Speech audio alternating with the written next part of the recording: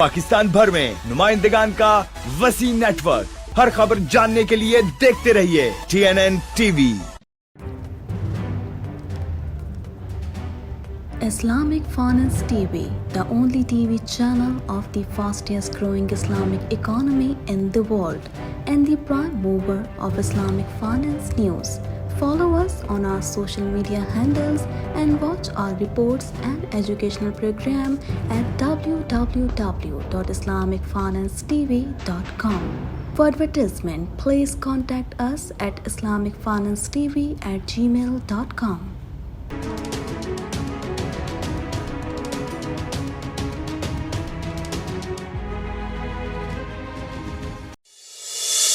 आसिफ जरदारी भारी अक्सरियत से सदर मुंतखब, दूसरी बार सदर बनने वाली पहली सिविल शख्सियत बन गए। पार्लियामेंटेरियंस के सदर आसिफ अली जरदारी भारी अक्सरियत के साथ सदर पाकिस्तान मुंतखब हो गए और वो दूसरी बार सदर बनने वाली पहली सिविल शख्सियत बन गए हैं। मुल्क की चारों सूबाई असम्बलियों में सदारती इंतखाब के लिए वोटिंग हुई, जिसके बाद वोटों की गिनती का अमल मुकम्मल हो गया। सदारती इंतखाब में हुकूमती इत्तेहाद की जानिब से आसिफ जरदारी और अपोजिशन के महमूद खान अचकजई मद्दे मुकाबिल हैं। हुक्मरान इत्तेहाद के उम्मीदवार आसिफ अली जरदारी भारी अक्सरियत से सदर मुंतखब हो गए।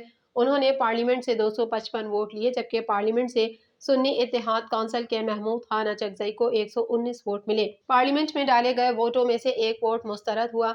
यूं मजमूई तौर पर कौमी असम्बली, सेनेट और चारों सूबाई असम्बलियों से आसिफ जरदारी 410.777 इलेक्टोरल वोट लेकर सदर पाकिस्तान मुंतखब हो गए, जबकि महमूद खान अचकजई ने 180.34 इलेक्टोरल वोट हासिल कर सके। आसिफ अली जरदारी दूसरी बार सदर मुंतखब हुए और वो पाकिस्तान के 14वें सदर होंगे।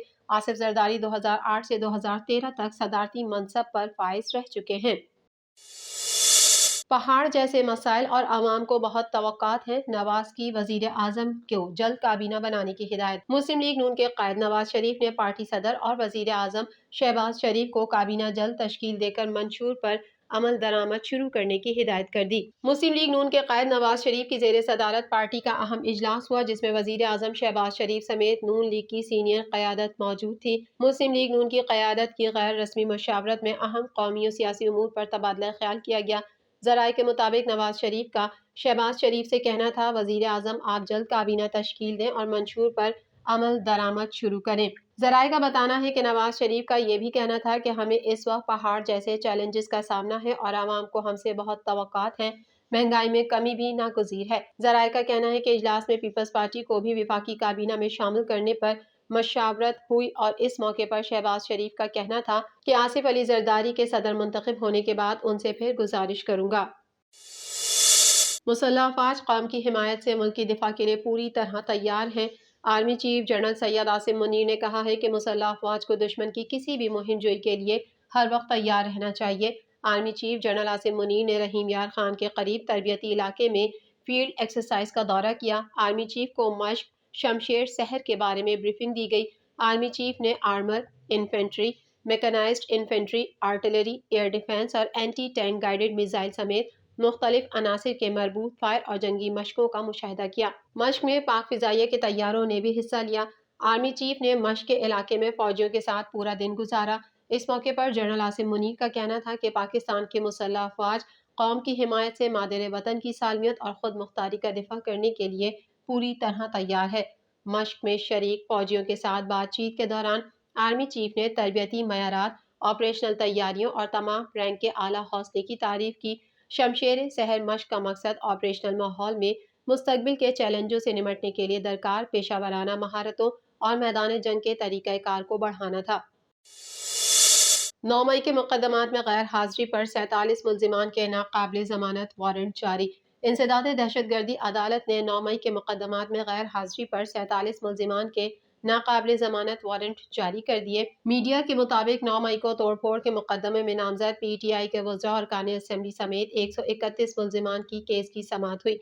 समाअत इंसदाद दहशतगर्दी की खुसूसी अदालत ने की। सुन्नी इत्तेहाद कौंसिल के सूबाई वजीर मीना खान आफरीदी, अरकान असम्बली शेर अली अरबाब, मोहम्मद आसिफ समेत 84 मुल्जिमान अदालत में पेश हुए, जबकि 47 मुल्जिमान गैर हाजिर रहे। अदालत ने तमाम गैर हाजिर मुल्जिमान के नाकाबिल जमानत वारंट गिरफ्तारी जारी कर दिए। अदालत ने कहा कि थाना खान राजिक शहीद के SHO अदालती हुक्म की तामील करें।